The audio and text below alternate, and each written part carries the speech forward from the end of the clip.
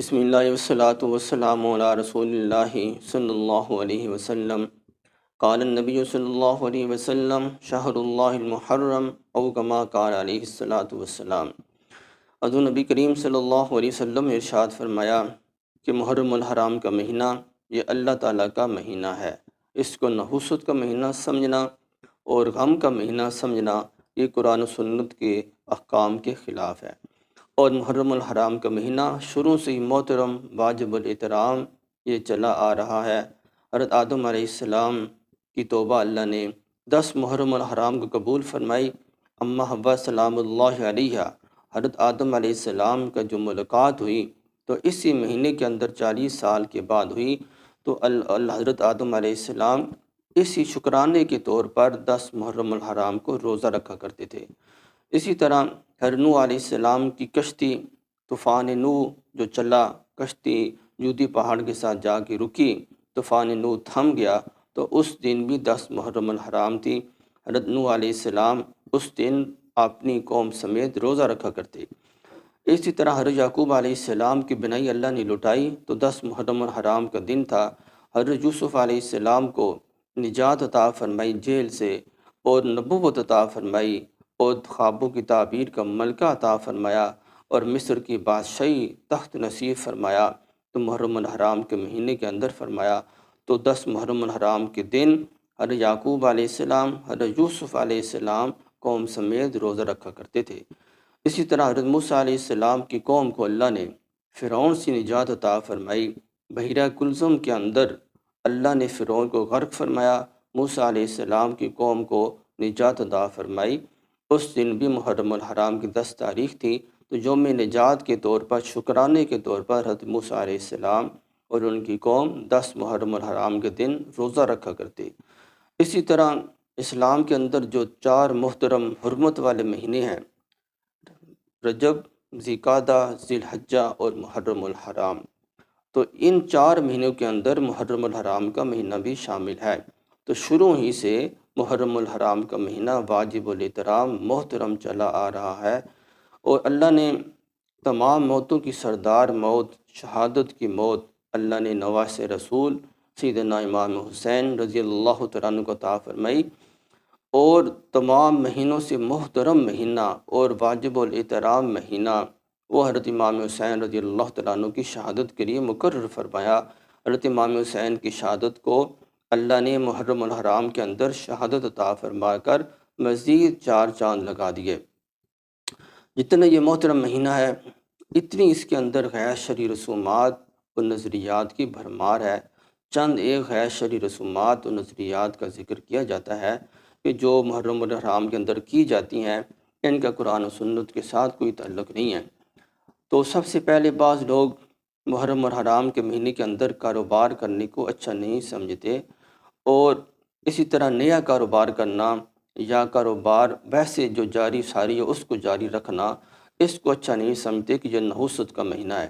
اسی طرح 10 محرم الحرام کے دن کاروبار بالکل ہی ٹھپ کر دینا اور کہنا کہ یہ غم کا مہینہ ہے، نحوست کا مہینہ ہے، اس کے اندر ایسی کوئی بھی چیز کرنی کاروبار کی، تو اس کا قرآن و سنت کے ساتھ کوئی تعلق نہیں ہے، یہ غیر شرعی نظریہ ہے۔ اسی طرح بعض لوگ محرم الحرام کے مہینے کے اندر گھر کی تعمیر کرنی یا نیا گھر تعمیر کرنا یا گھر کی مرمت کرنا، اس کو غیر شرعی سمجھتے ہیں، اچھا نہیں سمجھتے، وہ محرم الحرام کے مہینے کے اندر یہ کام نہیں کرتے، اس کا بھی اسلام کے ساتھ کوئی تعلق نہیں ہے۔ بعض لوگ محرم الحرام کے مہینے کے اندر گوشت نہیں کھاتے کہ یہ بھی غیر شرعی نظریہ ہے، اور بعض لوگ محرم الحرام کے مہینے کے اندر میاں بیوی کی ہم بستری کو اچھا نہیں سمجھتے، اللہ کہ یہ شرعی حکم ہے، اللہ کا حکم ہے اور یہ جائز اور حلال ہے۔ جب میاں بیوی ہم بستری کرنے کے بعد غسل کرتے ہیں، اللہ کے نبی صلی اللہ علیہ وآلہ وسلم نے ارشاد فرمایا کہ ان کے پانی کی قطروں کے ساتھ ان کی صغیرہ گناہ دھل جاتے ہیں، گناہ معاف ہوتے ہیں۔ اگر یہ عمل کسی غیر عورت کے ساتھ کریں گے، کسی غیر مرد کے ساتھ ہوگا، تو اس کو اگر شادی شدہ ہے، اگر اس نے زنا کر دیا تو اس کی سزا سنسار کرنا ہے، موت ہے۔ اگر غیر شادی شدہ مرد یا عورت نے کسی دوسرے مرد یا عورت کے ساتھ یہ گناہ زنا والا کر لیا تو اس کی سزا 100 کوڑے ہے، 100 درے اس کو لگائے جائیں گے، تو اگر یہ عمل محرم الحرام کے اندر جو جائز اور حلال ہے میاں بیوی کرتے ہیں تو اس کو غیر شرعی سمجھنا اس کا اسلام اور قرآن و سنت کے ساتھ کوئی تعلق نہیں ہے۔ اسی طرح بعض لوگ محرم الحرام کے مہینے کے اندر سفر کرنے کو اچھا نہیں سمجھتے کہ وہ سفر نہیں کرتے۔ اسی طرح بعض لوگ محرم الحرام کے مہینے کے اندر نیا کپڑا، عمدہ کپڑا پہننا اس کو اچھا نہیں سمجھتے اور اپنے آپ کو غمگین تصور کرتے ہیں، خوش نہیں ظاہر کرتے کہ میں خوش ہوں، اپنے آپ کو غمگین غم والا تصور کرتے ہیں، لوگوں کے سامنے اس کا اظہار کرتے ہیں۔ یہ بھی غیر شرعی نظریہ ہے اور اس کا بھی قرآن و سنت کے ساتھ کوئی تعلق نہیں ہے۔ اسی طرح بعض لوگ محرم الحرام کے مہینے کے اندر جائز زیب و زینت کرنی، آنکھوں کے اندر سرما لگانا، سر میں تیل کر لگانا، کنگھی کرنا، اس کو اچھا نہیں سمجھتے اور اس کا بھی قرآن و سنت کے ساتھ کوئی تعلق نہیں ہے۔ تیل لگا سکتے ہیں، آنکھوں میں سرما لگا سکتے ہیں، اچھے کپڑے پہن سکتے ہیں اور ایک صاف ستھرا رہ سکتے ہیں۔ اسلام صفائی کو پسند کرتا ہے۔ ان تمام چیزوں کا قرآن و سنت کے ساتھ کوئی تعلق نہیں ہے، نہ ہی نواس رسول صلی اللہ علیہ وسلم کہ نانا کا دین کا یہ نظریہ ہے کہ یہ تمام چیزیں حضور نبی علیہ السلام کے مذہب دین کے اندر نہیں ہے، آپ کی شریعت کے اندر یہ تمام چیزیں نہیں ہیں، اس کا کوئی ثبوت تعلق وجود نہیں ہے۔ اور بعض لوگ محرم الحرام کے مہینے کے اندر خوشی کی کوئی تقریبات منعقد کرنا یا اس میں شامل ہونا، مثلا شادی کرنا یا شادی کی تقریبات میں شامل ہونا یا اس قسم کی کوئی بھی خوشی کی تقریبات منعقد کرنا، اس میں شامل ہونا، اس کو اچھا نہیں سمجھتے۔ یہ بھی غیر شرعی نظریہ ہے، اس کا قرآن و سنت کے ساتھ کوئی تعلق نہیں۔ ام المومنین حضرت صفیہ رضی اللہ تعالیٰ عنہا کا نکاح حضور نبی علیہ السلام کے ساتھ محرم الحرام کے مہینے کے اندر ہوا۔ خاتون جنت سیدہ فاطمۃ الزہرا رضی اللہ تعالیٰ عنہا کا نکاح حضرت علی رضی اللہ تعالیٰ عنہ کے ساتھ محرم الحرام کے مہینے کے اندر ہوا۔ سیدہ ام کلثوم رضی اللہ تعالیٰ عنہا کا نکاح حضور نبی علیہ السلام کی صاحبزادی، ان کا نکاح سیدنا عثمان غنی رضی اللہ تعالیٰ عنہ کے ساتھ محرم الحرام کے مہینے کے اندر ہوا۔ تو محرم الحرام کے مہینے کے اندر خوشی کی تقریبات کرنی، ان میں شامل ہونا، اس کا کوئی اسلام کے اندر پابندی نہیں ہے۔ آپ شامل ہو سکتے ہیں، شادی کر سکتے ہیں، شادی کے تقریبات میں شامل ہو سکتے ہیں۔ اسی طرح محرم الحرام کے مہینے کے اندر اگر کوئی غم کی تقریبات ہو، غم موت واقع ہو جائے یا کسی کے دوسرے کے گھر میں موت ہو یا اپنے گھر میں موت ہو، تو بعض لوگ اس کے جنازہ پڑھنے کے بعد ان کے گھر تعزیت کے لیے نہیں جاتے کہ 10 محرم الحرام کے بعد آنا یا محرم کے بعد ہمارے گھر تعزیت کے لیے آنا، تو اس کا بھی قرآن و سنت کے ساتھ کوئی تعلق نہیں ہے۔ اور اسی طرح بعض خواتین ماہ محرم کے اندر مہندی لگانے کو یا اپنی جائز زیب و زینت کرنے کو اچھا نہیں سمجھتی۔ اسی طرح خواتین کے اندر اور بے شمار غیر شرعی نظریات اور رسومات کا وجود پایا جاتا ہے جو اس محرم الحرام کے مہینے کے اندر جن کو وہ ارتکاب کرتی ہیں، اس کا قرآن و سنت کے ساتھ کوئی تعلق نہیں ہے۔ اسی طرح بعض لوگ محرم الحرام کے اندر بعض علاقوں کے اندر ایک خاص ترتیب کے ساتھ قبروں کی لپائی کی جاتی ہے، ان پر نئی مٹی ڈالی جاتی ہے، نئے پتھر چھوٹے چھوٹے ڈالے جاتے ہیں، قبروں کی آرائش کی جاتی ہے محرم الحرام کے مہینے کے اندر، خاص طور پر 10 محرم الحرام کے دن۔ تو اس کا بھی قرآن و سنت کے ساتھ کوئی تعلق نہیں ہے۔ اللہ کے نبی صلی اللہ علیہ وسلم ہر روز فجر کی نماز کے بعد جنت البقیع قبرستان کے اندر تشریف لے جایا کرتے تھے۔ اسی طرح حدیث میں حضور نبی علیہ السلام نے فرمایا کہ جو آدمی اپنے والدین دونوں یا ان میں سے ایک یا جو بھی فوت ہو جائے، ان کی قبر کی زیارت کے لیے جمعہ کے دن قبرستان جاتا ہے، اللہ تعالیٰ قبر کی والدین کی قبر کی زیارت کرنے کی وجہ سے ان کے صغیرہ گناہ معاف کرتے ہیں۔ تو اس چیز کا تو ثبوت ہے۔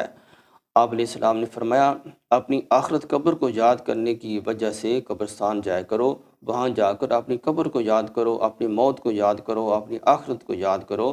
یہ تو اسلام میں موجود ہے۔ پورا سال جو ہر روز جو اپنی عزیز و رشتہ دار اقارب کی قبروں کی دیکھ بھال کرو، ان کی زیارت کرو، ان کی مرمت کرو، وہ تو ٹھیک ہے، لیکن محرم الحرام کے مہینے کے اندر ایک دن کی تخصیص کر لینی، ایک مہینے کی تخصیص کر لینی، اس مہینے کے اندر جانا اور پورا سال اپنے رشتہ داروں کی، والدین کی قبر کی زیارت نہ کرنا، قبرستان نہ جانا، اور صرف ایک دن کی تخصیص کر کے جانا اور وہ بھی خواتین کا جانا، اس کا قرآن و سنت کے ساتھ کوئی تعلق نہیں ہے۔ یہ غیر شرعی نظریہ اور ایک رسم ہے جس کا اپنے اپنے علاقوں کے ساتھ تعلق ہے، لیکن قرآن و سنت کے ساتھ اس کا کوئی تعلق نہیں ہے۔ اسی طرح بعض لوگ محرم الحرام کے مہینے کے اندر کالا لباس استعمال کرتے ہیں، کالے کپڑے پہنتے ہیں، گھروں پر کالے جھنڈے لگاتے ہیں، گاڑیوں پر کالے کپڑے اور جھنڈے لگاتے ہیں، تو اس کا بھی قرآن و سنت کے ساتھ کوئی تعلق نہیں ہے۔ ہاں البتہ یہ دشمنان صحابہ رضی اللہ عنہم اجمعین کی ایک نشانی ہے، ان کا شیوہ ہے، وہ یہ کام کرتے ہیں۔ تو سو نبی علیہ السلام نے فرمایا من تشبہ بقوم فہو منہم، اگر اہل سنت والجماعت مسلمان یہ کام کریں گے تو ان کی مشابہت بھی دشمنان صحابہ کے ساتھ ہوگی، تو مرنے کے بعد اللہ تعالیٰ ان کا حشر بھی انہی کے ساتھ کریں گے۔ اسی طرح محرم الحرام کے مہینے کے اندر دودھ کی سبیلیں لگانی، پانی کی سبیلیں لگانی، کھانے پکانے کی، چاولوں کی دیگیں پکانی اور تقسیم کرنی، اور لوگوں کو راستے میں روک روک کر، گاڑیوں کو، موٹر سائیکل والوں کو راستے میں روک روک کر زبردستی ان کو یہ چیزیں کھلانی یا ویسے پلانی، اس کا قرآن و سنت کے ساتھ کوئی تعلق نہیں۔ یہ رسم اور بدعت ہے، غیر شرعی کام ہے، جس کا قرآن و سنت کے ساتھ کوئی تعلق نہیں ہے۔ نہ سیدنا امام حسین رضی اللہ تعالیٰ عنہ کی شریعت، ان کے نظریے کے ساتھ اس کا تعلق ہے، نہ جس دین کی خاطر حضرت امام حسین رضی اللہ تعالیٰ عنہ نے اپنے پورے خاندان کو قربان کیا، اس دین کے ساتھ اس چیز کا تعلق ہے کہ دودھ کی سبیلیں لگاؤ، پانی کی سبیلیں لگاؤ اور چاولوں کی، کھانے پکانے کی سبیلیں لگا کے لوگوں کو کھلاؤ۔ اور ہاں البتہ 10 محرم الحرام کے دن سیدنا امام حسین رضی اللہ تعالیٰ عنہ نے روزہ رکھا تھا، اور روزے کی حالت میں انہوں نے اپنی جان اللہ تعالیٰ کی سپرد کی۔ تو حضور نبی علیہ السلام نے بھی فرمایا کہ 10 محرم الحرام کے دن کا روزہ رکھو اور یہود کی مخالفت کرو، ایک دن پہلا یا بعد میں ساتھ ملا لو، 9، 10 یا 10، 11 محرم الحرام کے دن روزہ رکھو۔ اس چیز کا تو حکم اللہ کے نبی نے دیا۔ اور دوسری چیز، جو آدمی 10 محرم الحرام کے دن اپنے اہل خانہ پر اپنی وسعت کے مطابق خرچہ کرتا ہے، رزق میں وسعت کرتا ہے، اپنی استطاعت کے مطابق گھر والوں پہ خرچہ کرتا ہے، تو اللہ تعالیٰ پورے سال 10 محرم الحرام کے دن خرچہ کرنے کی برکت سے اس کے رزق میں اضافہ فرماتے ہیں۔ اس چیز کا تو ثبوت قرآن و سنت میں موجود ہے کہ آپ اپنے گھر والوں پر خرچہ کرو، ان کے رزق میں وسعت کرو، کھانے میں وسعت کرو، 10 محرم الحرام کے دن روزہ رکھو، یہود کی مخالفت کرو، 9، 10 کو رکھو یا 10، 11 کو رکھو۔ تو اس چیز کا قرآن و سنت کے ساتھ ثابت ہونا یہ تو موجود ہے، لیکن سبیلیں لگانی، حضرت امام حسین تو بھوکے پیاسے روزے کی حالت میں جان قربان کر رہے ہوں، اور ان کے بیٹے، معصوم بیٹے جو پانی کو ترستے رہے، انہوں نے اپنی جان اللہ کے حوالے کر دی، اور حضور نے فرمایا کہ من تشبہ بقوم فہو من، جو آدمی جس قوم کی مشابہت اختیار کرے گا اللہ تعالیٰ اسے اسی قوم میں سے اٹھائیں گے۔ تو حسین رضی اللہ تعالیٰ عنہ اور ان کی اہل خانہ کے ساتھ مشابہت تو یہ ہے کہ اس دن روزہ رکھا جائے اور غم میں حسین کو منایا جائے، ذہن میں تصور کیا جائے کہ حضرت امام حسین رضی اللہ تعالیٰ عنہ نے اس دن کس طرح بھوکا پیاسا رہ کے پورا دن گزارا، اور اپنی چھوٹے چھوٹے بچوں کو، اپنی پوری خاندان کو اللہ کے سامنے پیش کیا۔ تو بھوکا پیاسا رہ کے روزہ رکھے اگر غم حسین منایا جائے تو پھر تو مشابہت ہوگی۔ اگر خود بھی پیٹ بھر کے پانی پیا جائے، دودھ پیا جائے، کھانا کھایا جائے، تو یہ کون سا غم حسین کا طریقہ ہے؟ اس کا قرآن و سنت کے ساتھ کوئی تعلق نہیں ہے، غیر شرعی نظریہ ہے، اس کا حضور نبی علیہ السلام کی شریعت کے ساتھ کوئی تعلق نہیں ہے۔ اسی طرح محرم الحرام کے مہینے کے اندر جلوس نکالنے، تعزیے کے جلوس، ماتم کرنا، یہ بھی غیر شرعی چیز ہے، اس کا بھی قرآن و سنت کے ساتھ کوئی تعلق نہیں ہے۔ اللہ کے نبی صلی اللہ علیہ وآلہ وسلم نے بخاری شریف کی حدیث ہے فرمایا کہ جو اپنی رخسار پیٹتے ہیں، اپنے کپڑے پھاڑتے ہیں اور زمانہ جاہلیت کے طریقوں کو اپناتے ہیں، اس کا مجھ سے کوئی تعلق نہیں ہے۔ یعنی جو لوگ کپڑے پھاڑتے ہیں، واویلا کرتے ہیں، سینہ کو بھی کرتے ہیں، اپنے چہرے پر مارتے ہیں اور زمانہ جاہلیت کے طریقوں کی طرح وہ طریقے اپناتے ہیں، اس کا فرمایا کہ میرے ساتھ، میری شریعت کے ساتھ کوئی تعلق نہیں ہے۔ تو محرم الحرام کا مہینہ مقدس، محترم، واجب الاحترام مہینہ ہے۔ اس مہینے کا تقدس اور اس کا تقاضا، اس کا حق یہ ہے کہ جس طرح اللہ کے نبی صلی اللہ علیہ وسلم نے فرمایا اسی کے مطابق اس مہینے کو گزارا جائے، 9-10 محرم کو روزہ رکھا جائے یا 11 کو رکھا جائے، اپنے گھر والوں پر وسعت کی جائے۔ باقی کسی قسم کا کوئی شادی یا کوئی خوشی کی تقریبات کا منعقد کرنا، اس کا پابندی لگانا، اور اسی طرح نئے کپڑے پہننے، جوتے نہ پہننا اور کالے کپڑے استعمال کرنے، اور گھروں کے اندر خواتین کا بھی، بچوں کا بھی کالے کپڑوں کا استعمال کرانا، اور ایسے اسی قسم کے جتنے بھی غیر شرعی نظریات جو اپنے اپنے علاقوں کے اندر رائج ہیں، یہ اپنے اپنے علاقوں کے رسم و رواج ہیں، اور اس کا قرآن و سنت کے ساتھ کوئی تعلق نہیں ہے۔ دعا کہ اللہ تعالیٰ میں دین مبین کی سچی فہم، اور اللہ تعالیٰ اس دین مبین پر عمل کرنے کی توفیق عطا فرمائے۔ وآخر دعوانا الحمد للہ رب العالمین۔